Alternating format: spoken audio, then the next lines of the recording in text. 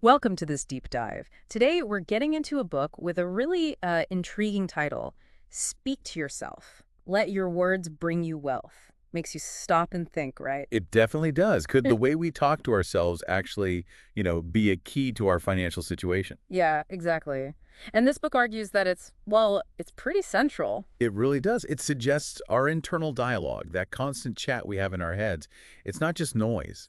It argues it profoundly shapes our core beliefs, especially about money. And those beliefs then drive the choices we make. Precisely. And ultimately, those choices have a massive influence on our financial well-being. It's like understanding the power, good or bad, of your own inner voice. Okay, so the core idea is that self-talk isn't passive, it's an active player. Absolutely. Book points out that really successful people, they often consciously use their self-talk. How so? Like a tool. Yeah, exactly. A tool to get through challenges, to stay focused on their goals, Yeah. and to keep that drive going. It's not just repeating positive slogans without thinking. Right. It's deeper than just slapping on a positive affirmation sticker.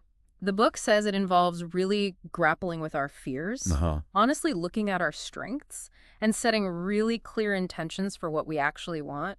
It's a much bigger internal job. That's it. It's about, taking control of the story you're telling yourself inside. Hmm. Are you always playing the victim track, the struggle track? Or can you choose something different? Right. Can you actively work to shift that narrative towards one of, say, resilience and eventual success?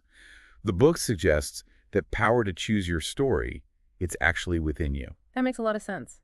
So the first step then, according to the book, is really paying attention, like actually listening to what's on your internal playlist. Becoming aware. Yeah. And it asks some pretty sharp questions to get you started, doesn't it? Like, is your inner voice mostly critical or is it encouraging? Does it get stuck on problems or does it look for solutions? Is it always replaying the past or is it looking forward? Those are great questions. And what's really insightful here is the book's focus on self-awareness as the absolute foundation for any change. You can't really adjust something effectively until you know what it's doing right now. You need the diagnosis before the treatment. Exactly. By honestly looking at your current self-talk, you get that crucial insight you need to start making, well, positive changes. Okay, so once you've started listening in, the book says the next step is spotting those negative thinking patterns, the ones that might be like invisible anchors holding you back financially. Yeah, those subtle, almost automatic negative phrases that just pop up. Things like, I'm just not good with money. Or success like that. It's not for people like me. Right. Or even just a flat, I'll never be wealthy. The book really highlights how these thoughts, often running subconsciously, can powerfully influence our behavior and limit what we think we can achieve. It's kind of scary how much power they can have without us even noticing. It really is. You have to wonder how often those kinds of thoughts might be steering your actions without you even realizing it. It's like they build these invisible walls around us, isn't it? The book makes a great point that just recognizing these patterns is like flipping on a light switch. Suddenly you see the obstacle. Exactly. And once you see it, once it's in your conscious awareness, you actually have a chance to challenge it, to ask, is that really true? Right. Awareness is step one in taking away their power. And then the book moves into the really crucial process of actively reframing those limiting beliefs. Reframing. Okay, so taking the negative thought and turning it around. Essentially, yes. It argues, quite persuasively, I think, that these ingrained beliefs are often major roadblocks to financial progress. And the examples they use feel so common, like, I'm just bad at managing money, or I've always been broke, so I guess I always will be. You hear variations of that a lot. You do, and the book is clear. These self-defeating thoughts tend to reinforce the very outcomes they predict. It becomes a self-fulfilling prophecy. If you believe you're bad with money, You're probably not going to put much effort into learning how to be good with it. right. You've already decided you can't. But the book offers this practical way out, reframing, making that subtle but really powerful shift in the language you use inside your head. Exactly. So instead of, I'm bad at handling money, the book suggests consciously replacing it with something like, I'm learning to manage my money effectively. Oh, I like that. It adds possibility. It totally changes the energy, doesn't it? It Yeah. takes away the harsh judgment and brings in this idea of growth, of process. It acknowledges where you are, maybe, but doesn't lock you in. It opens the door to actually seeking out information or help. Precisely. And the same idea applies to that feeling of being stuck financially. Instead of just resigning yourself, you actively affirm, I am working towards financial freedom. That feels so much more proactive, more hopeful. It implies action Right. and belief in a different outcome. Absolutely. And the book stresses this isn't about denying reality or pretending things are different. It's about deliberately cultivating a mindset that encourages growth, learning, and resilience. So acknowledging the now, but focusing firmly on where you want to go. You got it. It's about directing your focus. So once you start reframing these limiting beliefs, the book then guides you towards crafting powerful affirmations, specifically for wealth. It really hammers home the idea that our words shape our reality. It does. The core idea is that by consistently seeding your mind positive affirmations tied to your financial goals, you can, over time, start to fundamentally shift your financial situation. But it's not just random positive thoughts. No, definitely not. It stresses being really intentional about how you create these affirmations to make them actually work. And the first step is getting clear on what wealth even means to you personally. It's not just a number in a bank account, is it? Rarely.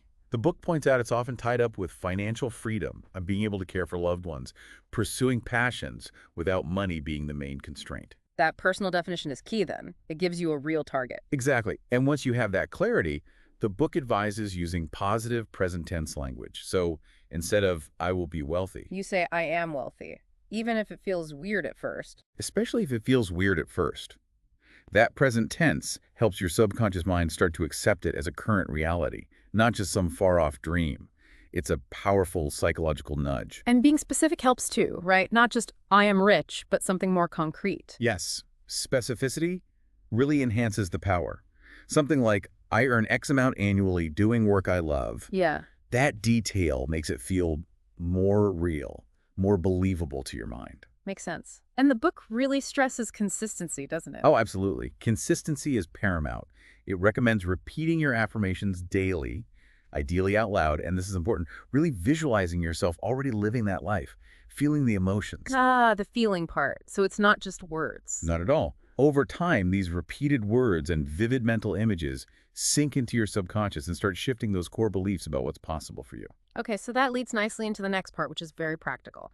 Setting up a morning routine designed to kind of kickstart this mental shift towards success. Right, because how you start your day can really set the tone for everything else. The book suggests maybe waking up a bit earlier, finding that quiet time for focused thinking before the day's chaos hits. Creating a calm space first. Exactly. And within that routine, it suggests starting with maybe just 5 minutes of meditation. To clear the mental clutter. Yeah, clear the clutter, focus your thoughts, and intentionally set your intentions for the day. It's a way to ground yourself before you dive in. Sounds like a good way to start. Then affirmations. Then yes, maybe 10 minutes reciting your wealth affirmations aloud. And again, really visualizing achieving those goals, seeing your savings grow, feeling the emotions associated with that success. That emotional connection again, making it real in your mind and body. It's vital. Then, the book wisely suggests fuel your body and mind with a healthy breakfast. Can't run on empty, right? Both mind and body need fuel. Makes sense. And finally, take a few minutes to actually plan your day. Prioritize tasks, set realistic goals, and importantly, it reminds you to schedule in rest and relaxation too. Burnout isn't success. It's about sustainable success. Precisely. And what's great is the book says this routine is flexible. You tailor it to you. The key isn't the exact steps, but the consistency of whatever positive routine you create. Right. Consistency builds the habit, and the habit creates the shift. That's the idea.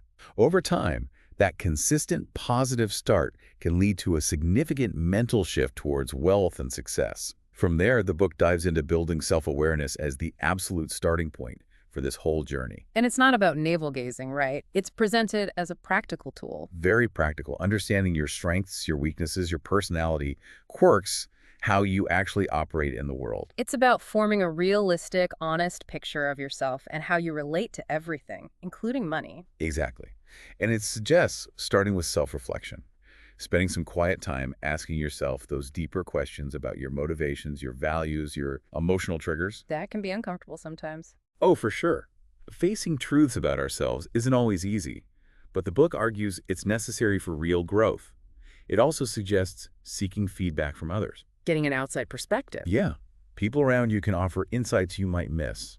Constructive criticism, approached objectively like you're gathering data, not seeking approval, can be incredibly helpful. That's a good way to frame it. Data collection. Journaling is another tool it recommends. Writing down thoughts, feelings, reactions over time can reveal patterns you wouldn't otherwise notice. And mindfulness, being present. Big emphasis on mindfulness, being present in the moment, observing your thoughts without judgment. This helps you respond thoughtfully instead of just reacting automatically. Gives you more control. So building self-awareness is an ongoing thing. It takes honesty, courage. And consistency. But the payoff is huge. Making decisions that are truly aligned with who you are, which naturally brings you closer to success. Okay, so as you build that awareness, the book tackles the big ones. Fear and doubt, how to deal with them when they inevitably pop up. Yeah, because they will pop up, especially when you're stretching yourself financially or otherwise. The book stresses confronting them head on. Not ignoring them. No, acknowledging them. But, and this is key, recognizing that fear and doubt are feelings, not facts. They feel real, but they're temporary and manageable. So challenge them. Absolutely. If you fear failure, ask yourself, okay, what's the actual worst-case scenario? Often, it's less scary than the monster your mind creates. If you doubt your abilities, consciously recall past successes, times you did overcome challenges. Actively counter-programming the negative feeling. Exactly. And replace that fear and doubt with confident affirmations. Speak words of belief to yourself. Remind yourself you are capable, you are competent, you do deserve success. And then take action. Crucially, yes, take action. Fear and doubt shrink when you move forward despite them. Even small steps break their paralysis. It's an ongoing practice, though, not a one-time fix. Definitely an ongoing process. Keep practicing these steps. Now, what's fascinating is the book also touches on the science behind this. Positive self-talk isn't just fluff. Okay, I'm interested. There's actual science. There is. The book points out research showing positive self-talk doesn't just improve mood, it has real cognitive benefits. It can increase motivation, improve performance, even reduce stress levels. How does that work? It connects to neuroplasticity, the brain's ability to change and adapt. Every time you speak positively to yourself, you're essentially training your brain. Training it how? Training it to see challenges as opportunities, to find ways around obstacles, to keep moving towards success. Consistent positive self-talk literally starts to rewire your brain for a more positive, success-oriented default setting. Wow. So you're actively changing your brain structure through your thoughts. That's the implication, yes. Which leads perfectly into the idea of cultivating a prosperity mindset. This goes beyond just positive self-talk. Okay, what's the difference? It's about fostering a deep-seated belief in abundance and optimism. Not ignoring your current situation, but consciously choosing to focus on the potential of what you can achieve. Believing wealth is possible for you, regardless of past experiences. Exactly. Not being limited by past struggles or future anxieties. Recognizing the power your thoughts have in shaping your reality, determining your successes or failures. And prosperity isn't just money here either, right? Right. The book defines it broadly. Happiness, fulfillment, overall well-being. It encourages you to define what prosperity means to you. And a key practice here is gratitude. Gratitude again, shifting focus from lack to appreciation. Precisely.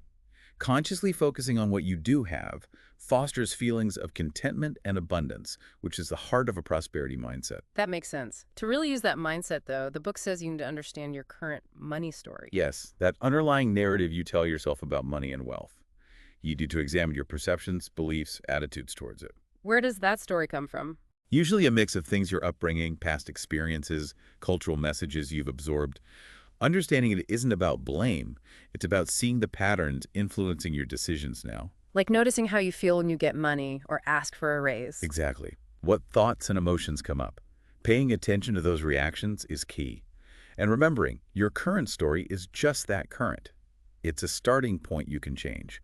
Understanding it is taking responsibility for your financial future. Which naturally leads to breaking free from the opposite, a scarcity mindset. Ah, yes, the invisible chain, as the book calls it. Scarcity isn't just about what you physically have.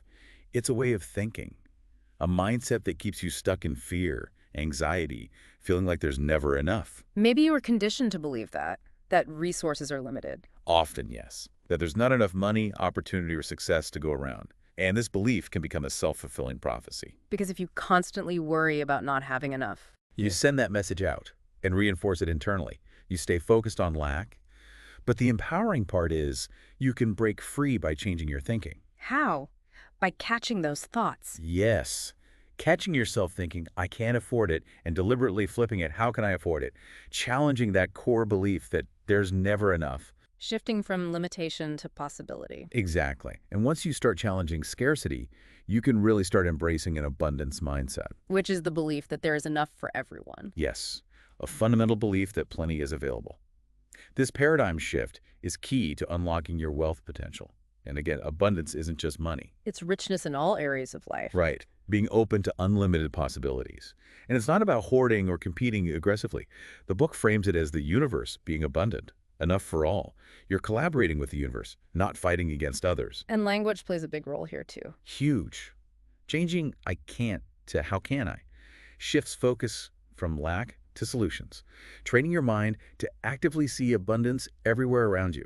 Like in nature, the book mentioned that. Yeah, the stars, sand, leaves powerful reminders of natural abundance. It suggests abundance isn't something you chase. It's something you align with by shifting your mindset and trusting you deserve it. Okay, so alignment, not striving. And that ties back into gratitude again. It really does. Practicing gratitude is presented as a game changer for living abundantly. It's that genuine appreciation for what you have, recognizing the good in your life now. And that consistent practice shifts you from scarcity to abundance thinking. Which is crucial for attracting wealth. The book suggests practical things, like keeping a gratitude journal, writing down 3 things daily, even small things, but really feeling the gratitude. Feeling it, not just listing it, and expressing it outwardly. Yes, thanking people around you. It spreads positivity, strengthens relationships, and creates a supportive environment for your own growth. Gratitude is a daily choice to focus on the positive. Another powerful tool the book explores is visualization, seeing your financial success. And it's clear, this isn't just daydreaming. It's actively creating a detailed mental image of your desired financial outcome as if it's already happened. Like a mental blueprint. Exactly. They'll program your subconscious to work towards making that image a reality. Yeah. You start by getting super clear. What does financial success look like to you? Be detailed. Colors, sounds, feelings. And make it a daily practice. Yes, integrate it.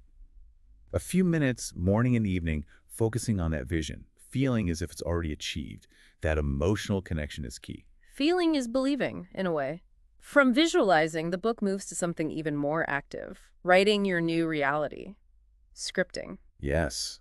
That sounds really powerful. Using the physical act of writing to turn dreams into something more tangible. Imagine holding a pen that draws your future event. You're the author. How does it work? You write about your future finances. You write about where you see yourself financially, how much wealth, what lifestyle, but you write it in the present tense, as if it's happening right now. The present tense again. So you're creating it now on paper. Exactly. You're not just dreaming. You're creating a new reality your mind can latch onto and work towards. Your words have creative power, like planting seeds. And you should review this script regularly. Yes, review it, feel the emotions tied to it, and really believe in the reality you've written down. That repeated engagement reinforces it in the subconscious, which leads to the next step, reprogramming your mindset to match this new script. This feels like where the rubber meets the road, bridging the gap between the vision and your current reality. It starts by identifying your current beliefs about money. Are they limiting or empowering? Getting honest about what's running in the background. And then consciously deciding to release the limiting ones and replace them with positive, wealth-oriented thoughts, like weeding a garden and planting new seeds. Repetition is key here, repeating these new beliefs daily. And embracing abundance again, surrounding yourself with success stories. Yes, reinforcing the belief that wealth is possible for you too. And crucially, being patient. Mindset shifts take time, consistency, and unwavering belief. Alongside reprogramming, the book talks about letting go of past failures. That feels important. Very important. We tend to hold on to disappointments, don't we? But the book reframes them beautifully. They're lessons learned, not permanent stains on your worth. So a failure is just an outcome that didn't meet expectations, not a judgment on you. Exactly. And you need to forgive yourself. We're human. Mistakes happen. Holding on to them is just dead weight, hindering your progress. Instead, learn from them. Analyze what went wrong. Yes. Use them as stepping stones, not stumbling blocks. Extract the valuable insights they offer to inform your future decisions. Turning setbacks into setups for future success. That's a great way to put it. Every setback has a lesson. Then the book revisits what it calls the art of positive self-affirmation. Kind of summarizing the power of thought again. Yeah, reinforcing that your thoughts shape your reality. Positive self-talk uses words that encourage growth, success, positivity.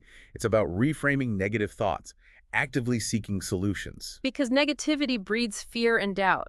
while positivity fosters courage and confidence. Visualize and believe in your success. But be realistic too. Acknowledge challenges, but affirm your ability to overcome them. It takes practice, like any art. Exactly. Start simple. Use phrases that resonate with you. Remind yourself of your goals and affirm your ability to reach them, which leads directly into the practice of daily affirmations. Making it a ritual. Yes, a powerful daily ritual. Consciously choose words aligned with your goals, imbue them with belief and emotion. Start each day with a clear, concise, personal, positive, present tense affirmation. Consistency is key. Again, making it a non-negotiable habit. Absolutely. Morning and evening, perhaps. The cumulative effect over time is transformative. Yeah. And make them visible. Sticky notes, phone background. Yeah, constant reminders. And be patient with yourself. Like any new habit, it takes time to stick. Embrace the journey.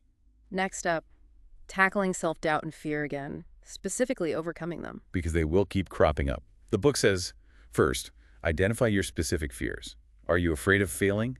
Succeeding? Acknowledge them. Write them down even. Then use positive self-talk as the antidote. Yes, replace the negative voices.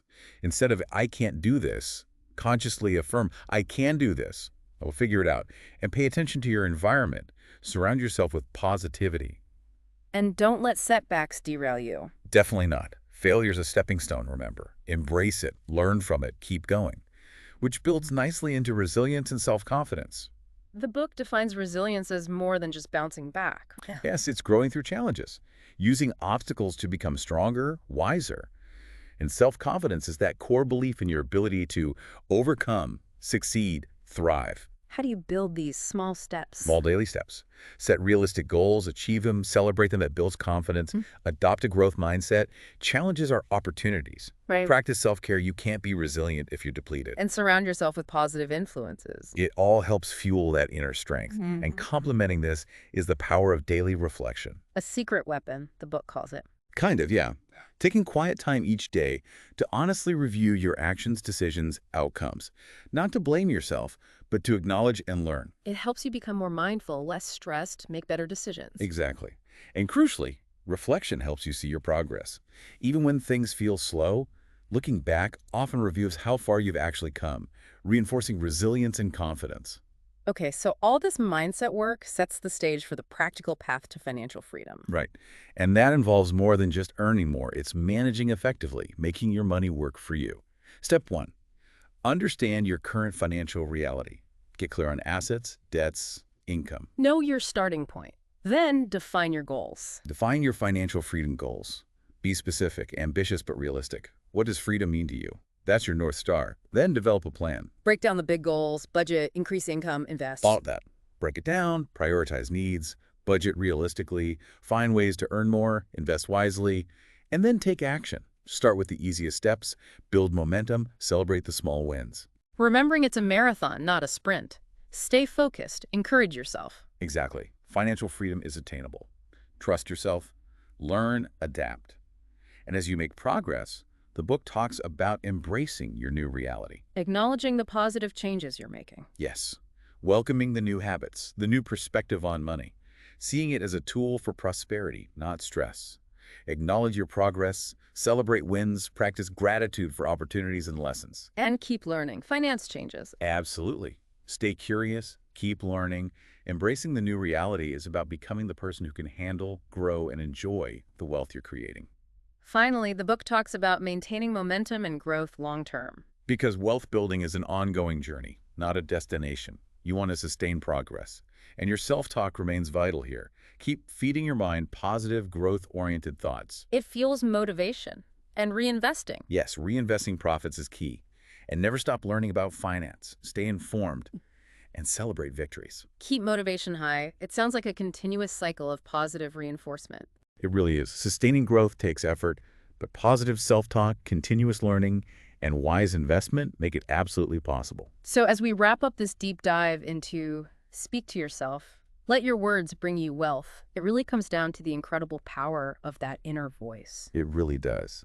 We hope you'll take some time to reflect on your own internal dialogue. How can you start listening more closely and then reshaping it to align with your financial dreams? Maybe think about just one small step you can take, starting today, to cultivate a more empowering inner conversation. What would that be for you? Thank you so much for joining us on this exploration.